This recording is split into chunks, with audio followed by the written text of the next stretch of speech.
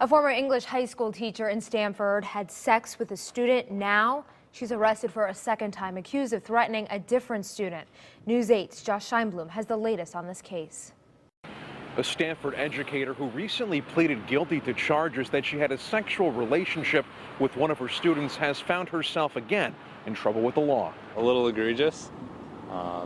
Probably doesn't seem like something that would happen here. It doesn't seem so ridiculous because you hear stories about this not just in Stanford, but almost everywhere. On Friday morning, 32-year-old Danielle Watkins, a former teacher at Stamford High School, convicted of having sex with one of her then students and providing him and another with marijuana, made a stop at the Dunkin' Donuts on Grove Street in Stamford.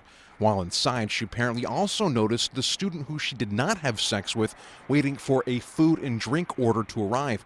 Police say Watkins then spoke to the student and told him that she would get him.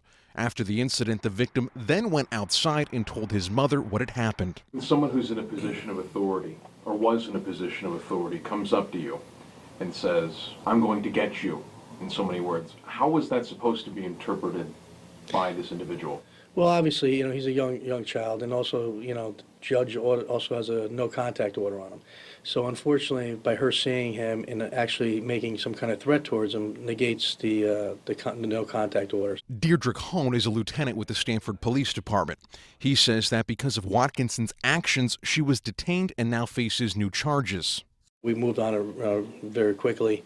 We corroborated all the evidence and eventually arrested her for threatening second and violation of conditions of release. Investigators say it was all captured on surveillance footage. Video police, however, aren't releasing at this time. Later on in the video, you can see her pointing at him in his direction. Lieutenant Hone adds he was recently contacted by the victim's attorney, who also represents the teen Watkins allegedly had sexual relations with. Hone claims the attorney told him that individual was also threatened by Watkins, this time over the phone. But he adds there is no evidence to support those claims. Obviously, if we did and we found out there was some proof of that, we would have had 2 counts of threatening, 2 counts of violation conditions of release. We only have 1. So there's only 1 victim here. Watkins is being held on $25,000 bond. She's scheduled to appear before a judge on Monday. We're in Stamford. Josh Scheinblum, News 8.